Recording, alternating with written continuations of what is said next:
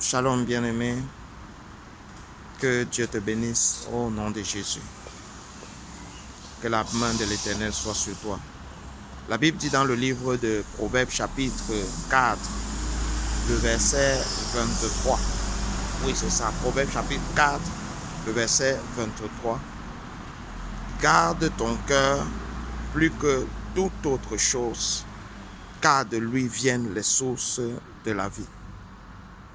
Garde ton cœur plus que toute autre chose, car de lui viennent les sources de la vie. Nous savons que dans le corps humain, le cœur est l'instrument central de notre organisme.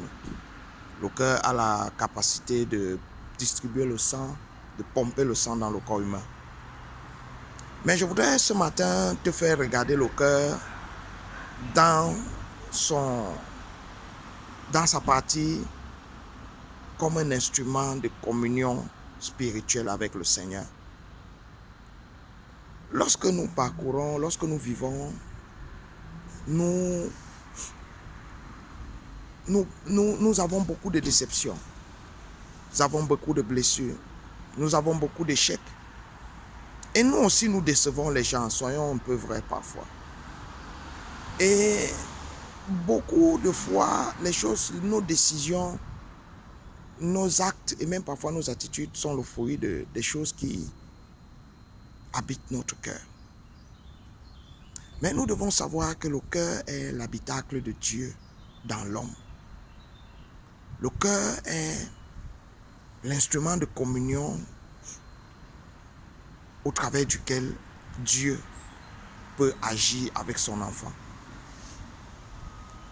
Nous allons remarquer que Dieu parle de diverses manières, par des prophéties, par des visions, par des songes.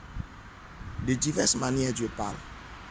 Mais quiconque a un peu d'expérience saura que le meilleur mode de communion ou de communication du Seigneur avec ses enfants, c'est par le cœur. Et si tu ne préserves pas ton cœur, qui est ta véritable source de bénédiction, le diable continuera toujours à manipuler ta vie. Bien-aimé, peu importe comment les gens sont méchants ou faux, peu importe même le nombre d'erreurs que tu fais, si ton cœur est pur, alors Dieu te préservera. Plus qu'un simple organe, le cœur est un instrument de communion spirituelle avec le Seigneur. C'est l'état de ton cœur qui détermine comment Dieu peut relationner avec toi. C'est l'état de ton cœur qui détermine même jusqu'où Dieu peut aller avec toi. Beaucoup de personnes dans nos églises, nous prions, nous jeûnons, mais nous n'arrivons pas à reproduire le modèle chrétien selon le plan divin de Dieu. Bien-aimé, toi qui m'écoutes, regarde toi-même autour de toi. Je regarde même ma propre personne. Est-ce que nous parvenons véritablement à faire la volonté de Dieu dans notre vie quotidienne? Est-ce que les gens qui nous fréquentent peuvent vraiment dire assurément Dieu est avec cet homme, même s'il nous insulte?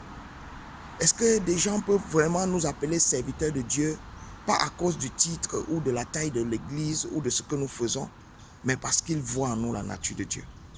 Telles sont les questions qu'un véritable chrétien doit se poser.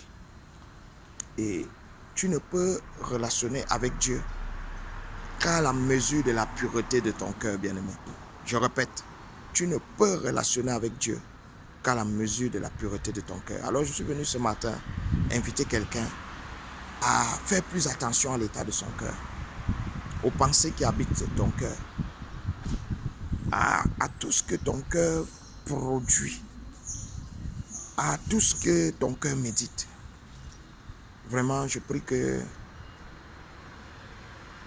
Dieu t'aide, bien-aimé, qu'il nous aide tous, même moi, à avoir des cœurs purs, à avoir des cœurs sincères. Peu importe combien de personnes t'ont blessé. Vous savez, parfois, lorsque des personnes nous blessent, nous pensons qu'elles nous font du mal. Mais je vais vous dire quelque chose. Certaines blessures sont des sources de bénédiction. Certaines trahisons sont des bénédictions. Parfois, quelqu'un te quitte, ça te fait mal, mais c'est ta vraie bénédiction.